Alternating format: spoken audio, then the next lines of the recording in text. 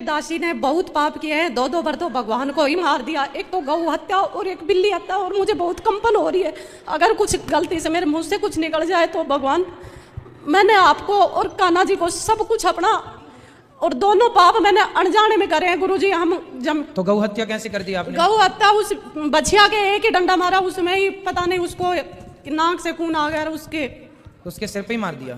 हाँ, वो इतनी बदमाशी करती थी, मैंने उसको जानबूझ के तो नहीं मारा। जो आप सजा दे वो मंजूर है ना, हम नहीं, किसी को सजा क्यों देंगे हम।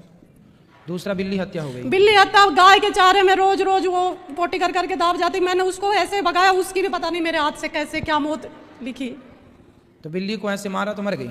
हाँ, उसको मैंने तुलसी के पेड़ से हटा रही थी, वो बार बार गाय के चारा कटा हुआ था हरा, और उसमें आयर वो रोज रोज रोज रोज मैंने उसको ऐसे हटाया झाड़ू से, तो उससे ही पता नहीं मेरे क्या, पर वो बाद में उठ के भाग गई कि पता नहीं वो क्या हुआ। और तीसरा तो इसने इतने पाप कर लिए, और क्या करेगी। ठीक है, तो पाप आपने कर लिए हैं, प्रायश्चित कर लीजिए। प्रायश्चित क्या है? लोग कहते हैं कि गौ हत्या हो तो तीर्थों का स्नान कर लेना चाहिए, गौदान इत्यादि गौ सेवा करना चाहिए। गौ हत्या हुई तो गौ सेवा करो और तीर्थों का स्नान करके गौ सेवा करो। गौ सेवा 2-3 तो हर वक्त ही गाय रहती है, पर भगवान ने मेरे हाथ से इतना भी पाप क्यों करवा दिया कि नहीं, भगवान ने पाप नहीं, देखो हर जगह भगवान, तो हम खुद दोषी क्यों नहीं है? भगवान दोषी तो है, लेकिन एक डंडा से ही पता नहीं उसकी ऐसी क्या मौत आई।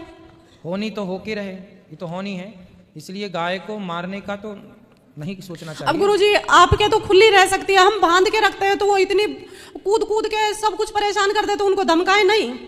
ठीक है, थोड़ी बहुत ठीक है। वो देखो आपने देखो इसको गौ हत्या पूर्ण रूप से शास्त्र जो कहते हैं कि यदि आपने कोई भी कार्य किया है, जैसे हम रास्ते से जा रहे हैं, गाड़ी के नीचे बिल्ली आ गई और दब के मर गई, तो हमने कोई जान के तो मारा नहीं भाई, गाड़ी चल रही थी। अब गाड़ी, कई बार आप गाड़ी चलाते हैं और सामने गाय आ जाती है और गाय, धक्का लग गया गाड़ी का, गाय गिर गई और गाय मर गई, तो क्या वो गौ हत्या मानी जाएगी?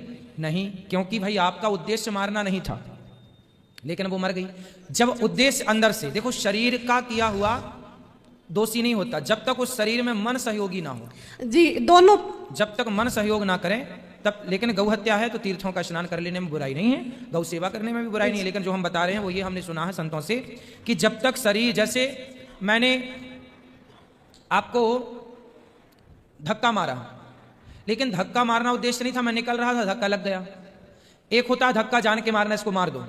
एक होता है हम निकल रहे हो, किसी को निकलने के साथ साथ धोखे से धक्का लग जाए, तो वो धक्का लगा उसका अपराध नहीं होगा, क्योंकि वो हमने जान के नहीं किया, वो अनजान में हुआ।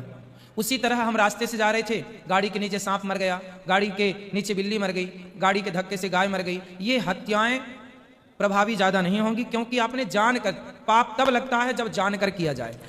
जी।